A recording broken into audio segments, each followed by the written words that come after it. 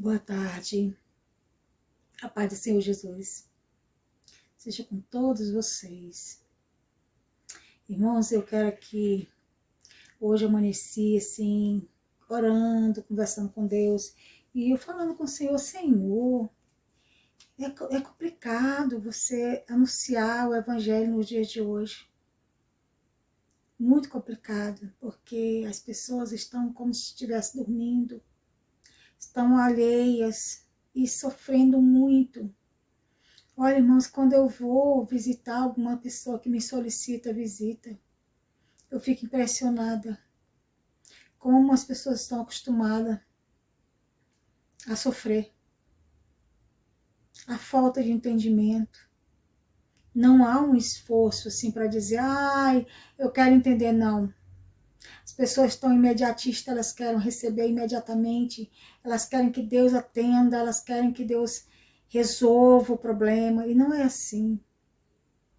Quando você vai ensinar, nem todo mundo está preparado para receber uma boa palavra, uma palavra de correção. E Deus me ensinou aí com todo jeitinho para falar. Eu tenho visto muitas mudanças, eu não posso negar. Mas é porque a seara é muito grande e poucos são os ceifeiros. Então eu fico pensando, o que vai ser? Eu falei, Deus, me dá uma palavra que eu possa falar, porque eu já tenho falado muitas palavras, e assim, para mim, são tão boas, são tão agradáveis, são tão perfeitas, mas parece que as pessoas estão alienadas, elas não estão aproveitando, não estão absorvendo o que é de bom. Elas querem ouvir profecia, elas querem ouvir, eis que te digo, a sua bênção chegou, você já vai fazer isso, fazer aquilo. Irmãos, o Senhor nos adverte que é necessário nascer de novo.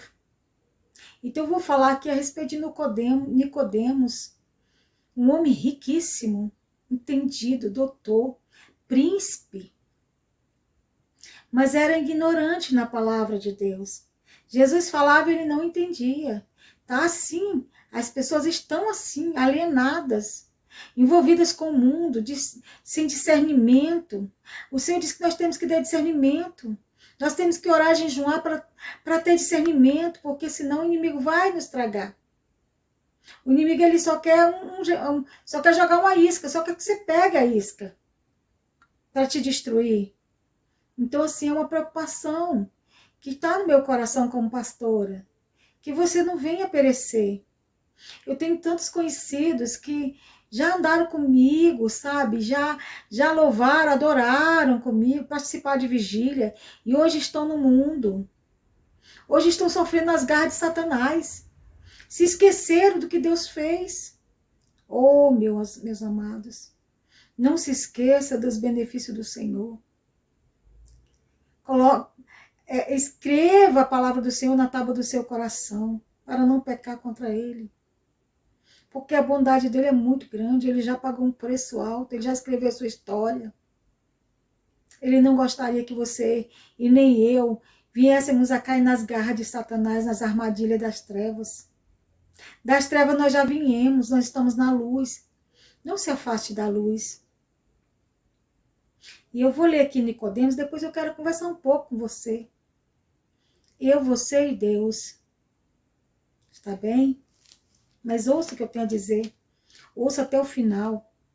Não fique impaciente com a palavra, mas coloque ela junto de você. Faça uso dela. Coloque seus ouvidos para obedecer. Coloque seus olhos para enxergar. Porque é muito grave o que está acontecendo no mundo. Não queira ser mais um mundano. Se revolte contra as trevas. Rejeite ela com todo o seu entendimento, com toda a sua força. Vamos buscar estar na luz. Glória a Deus. Aqui no Evangelho de João, capítulo 2, capítulo 3, versículo 3, diz assim, o encontro com Nicodemos. E havia entre os fariseus um homem chamado Nicodemos, príncipe dos judeus. Ele era príncipe. E este foi ter de noite com Jesus. E disse-lhe, Rabi, bem sabemos que és mestre, vindo de Deus, porque ninguém pode fazer estes sinais que tu fazes, se Deus não for com ele. Veja bem, aqui Nicodemos diz que Jesus chamou ele de mestre. Mas na verdade ele não reconhecia Jesus como mestre. Mas ele ouvia falar. E ele não era crente. Mas ele era fariseu, no meio dos fariseus. Só que o espírito dele começou a observar que Jesus não era comum. Não era um profeta qualquer. Não era um cidadão comum, um galileu qualquer. Ele era o filho de Deus. E Nicodemos via isso, mas ele temia a sociedade, porque era príncipe, né? Estava lá no meio dos fariseus, estava ali, né? Tinha estudo, tinha entendimento, tinha posses. Ele foi ter com Jesus à noite, ou seja, escondido. E aqui diz assim: este foi ter de noite com Jesus e disse-lhe: Rabi, bem sabemos que és mestre vindo de Deus, porque ninguém pode fazer estes sinais que tu fazes, se Deus não for com ele. Jesus respondeu e disse-lhe: na verdade te digo, que aquele que não nascer de novo, não pode ver o reino de Deus.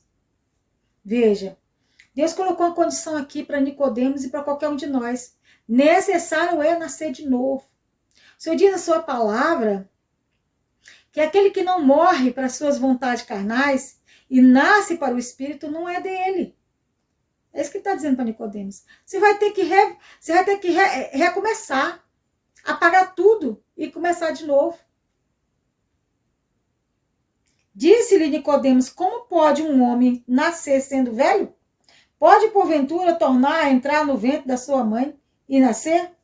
Aqui Nicodemos estava falando como uma pessoa normal, falando da natureza carnal.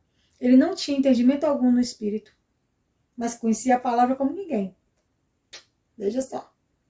Discernimento é tudo. Jesus respondeu: na verdade te digo que aquele que não nascer de novo da água e do Espírito não pode entrar no reino de Deus. Então é a condição que Deus dá. Se não nascer de novo, se não aceitar Ele como Salvador, se não entender e aceitar Jesus, gente, é entender que Ele é Deus. Nicodemos disse que Ele era Deus, que Ele era nascido de Deus, mas ele não estava ali aceitando, ele estava vendo só. Então não adianta você só ver que Jesus é Jesus. Ele quer que você o aceite. Ele quer fazer aliança com você. O que é nascido da carne é carne, e o que é nascido do Espírito é espiritual. Não te maravilhes de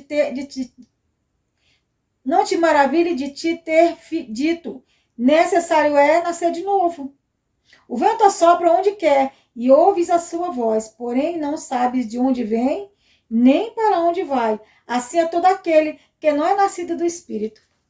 Fica vagando para onde o vento leva, como a folha seca, caída no chão. O vento sopra para lá, ela vai. Sopra para cá, ela vai. Não tem direção. Ela é direcionada pelo momento. Veja que coisa séria. E Jesus nos adverte a ser direcionado pelo Espírito, não pela carne. Nicodemos respondeu e disse-lhe: como pode ser isso? Eles continuaram a conversar. E Jesus disse assim, respondeu-lhe Jesus, disse-lhe: tu és mestre de Israel e não sabe disso? Jesus o confrontou. Na verdade te digo que não dizemos o que sabemos e testificamos e que vimos, porém não aceitamos o nosso testemunho. Não aceitais o nosso testemunho, ou seja, Jesus estava dizendo: eu prego o reino dos céus e não a terra. Quem prega a terra aqui é vocês. Eu falo do que é do alto. E Jesus diz: e ninguém subiu ao céu senão o que desceu do céu, o Filho do Homem que está no céu. E como Moisés levantou a serpente no deserto, assim importa que o Filho do Homem seja levantado, para que todo aquele que nele crê não pereça, mas tenha a vida eterna. Porque Deus amou o mundo de tal maneira que deu o seu Filho unigênito, para que todo aquele que nele crê não pereça, mas tenha a vida eterna. Porque Deus enviou o seu Filho ao mundo não para que condenasse o mundo, mas para que o mundo fosse salvo por ele. Quem crê nele não é condenado, mas quem não crê já está condenado, porquanto não crê no nome do ungido Filho de Deus. E a condenação é esta, que a luz veio ao mundo, mas os homens amaram mais as trevas do que a luz, porque as suas obras eram más. E se eu continuar lendo aqui, essa palavra é poderosa. Só disse que o homem amou mais as trevas do que a luz, é verdade. Olha, eu tenho visto pessoas que conheceram, que conhecem a palavra, viveram a palavra, tem testemunho, tem milagre, e continuam a se abastecer com as trevas. Eu quero te dizer, meu irmão, olha, eu vim fazer um apelo. Eu estava aqui, larguei tudo para vir gravar esse vídeo, porque eu preciso alcançar você. Essa palavra precisa te alcançar. Eu estou orando, mas eu preciso te alcançar com a palavra. Jesus quer saber de você. O que você quer? Nascer de novo ou continuar com essa vidinha medíocre, vivendo à mercê da sociedade, vivendo à mercê do julgo alheio, vivendo à mercê das trevas. O inimigo está te acusando, o inimigo está te tirando da presença, ou já te tirou. O inimigo está te enganando, dizendo que você não pode. Satanás está te enganando. Eu pergunto a algumas pessoas, e aí, como é que está a sua vida com Jesus? Ah, eu não estou indo mais na igreja. Irmãos, pelo amor de Deus. A igreja não é Cristo. A igreja é um prédio, um lugar onde você se reúne.